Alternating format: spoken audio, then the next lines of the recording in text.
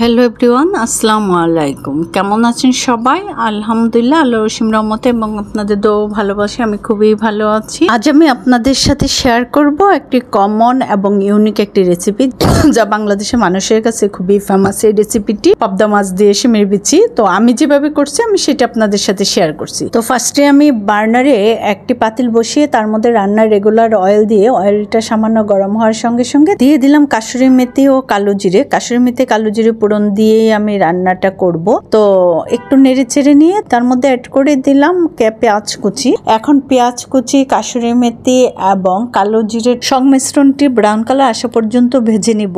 আর এই রেসিপিটি কাসুরি মেথি এবং কালো জিরে ফোড়নেই টেস্ট হয় বেশি। তো এখন অ্যাড করে দিচ্ছি সকল স্পাইসেস গুলি। আর স্পাইসেস বলতে এখানে আদা, রসুন, ধনে জিরা এবং হলুদ মরিচের পেস্ট দিয়ে দিয়েছি, সঙ্গে দিয়েছি লবণ। এখন স্পাইসেস গুলি ভালো করে নেড়ে ছেড়ে অয়েলের সঙ্গে কষিয়ে নিচ্ছি। আর এই যে পাবদা মাছ আমি আগে থেকেই বেজে রেখেছিলাম, কারণ আমার বাসায় যেহেতু গ্যাস থাকে না দিনের বেলা, তাই রাতেই কেটে ধুয়ে পরিষ্কার করে নিয়ে ভেজে রেখেছি। আর এই যে শিমের বিচিও আমি হাফ বয়েল করে রেখেছিলাম, 80% মতো বয়েল করে রেখেছি। আর এতে রান্নাটাও তাড়াতাড়ি হবে, আমার কারেন্ট বিলও সাশ্রয় হবে। তো স্পাইসেসটা কষানো হওয়ার সঙ্গে সঙ্গে শিমের বিচি অ্যাড করে দিছি। এখন শিমের বিচিটা স্পাইসেসের সঙ্গে ভালো করে কিছুক্ষণ নেড়ে ছেড়ে ভেজে নিয়ে তার মধ্যে সামান্য পানি দিয়ে লিড দিয়ে কভার করে রেখে দিচ্ছি কষানো পর্যন্ত। আর এখানে পানিটাও আমি বয়েল করা পানি দিয়েছি, কাজে কষাতেও বেশি সময় লাগবে না।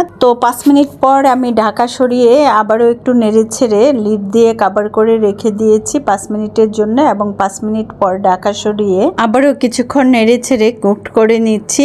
আর আমি দেখেন এটা রান্না করব নাগামরিচ দিয়ে, কারণ নাগামরিচে ফ্লেভারটা খুবই টেস্ট। আর শিমের বিচিতে তো আর কথাই নাই, এত টেস্টি হয়। আপনারা কাঁচামরিচের পরিবর্তে নাগামরিচ দিয়ে করে খেয়ে দেখবেন। তো আমি এর মধ্যেই অ্যাড করে দিয়েছি 2টি টমেটো। তো টমেটোটিকে ফালি ফালি করে কেটে দিয়েছি। এখন টমেটো এবং শিমের বিচি আবারও কিছুক্ষণ নেড়ে ছেড়ে ভেজে নিয়ে তার মধ্যে অ্যাড করে দিচ্ছি পর্যাপ্ত পরিমাণ ঝোলের পানি। আমি এখানে যতটুকু ঝোল রাখবো সেই পরিমাণ পানি দিব। আর এখানে পানিটা খুবই কম লাগবে, যেহেতু শিমের বিচি আমার বয়েল করা আর মাছটা আগে থেকে ভেজে রাখা হয়েছে, কাজে কুকড হতে বেশি সময় লাগবে না। তাই আমি পানিটা এখানে কম অ্যাড করে দিয়েছি এবং তার সঙ্গে অ্যাড করে দিয়েছি মাছ। তো মাছটা দিয়ে ভালো করে নেড়ে ছেড়ে নিয়ে এখন একটি কাঁচের সাহায্যে নাগামরিচটা কেটে দিব। আর নাগামরিচ যেহেতু প্রচুর ঝাল, কাজে সেই পরিমাণটা বুঝে শুনে দিতে হবে। তো নাগামরিচ দিয়ে ভালো করে নেড়ে ছেড়ে লিড দিয়ে কভার করে রেখে দিয়েছি আর 5 মিনিটের জন্য। তো 5 মিনিট পর ঢাকা সরিয়ে নিলাম এবং এর মধ্যে বলকও চলে আসছে, যেহেতু আমি বয়েল পানি দিয়েছি তাই তাড়াতাড়ি বলক আসছে। এখন আবারও ভালো করে নেড়ে ছেড়ে আবারও 5 মিনিটের জন্য লিড দিয়ে কভার করে রেখে দিচ্ছি।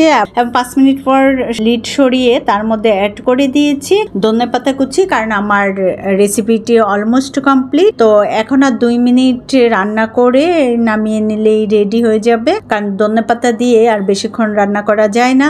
তো এই তো 2 মিনিট পর আমি নামিয়ে নিচ্ছি এবং একটি সার্ভিং ডিশে নিয়ে আপনাদেরকে দেখাচ্ছি কতটা ইয়াম্মি দেখাচ্ছে। নাগামরিচ দিয়ে শিমের বিচি যারা খান নাই তারা একবার হলো জীবনে খেয়ে দেখবেন কি যে ইয়াম্মি, কি যে টেস্টি। তো এই ছিল আমার আজকের রেসিপি। এখন বিদায় নেওয়ার পালা। আল্লাহ হাফেজ, বাই বাই, ভালো থাকবেন সবাই।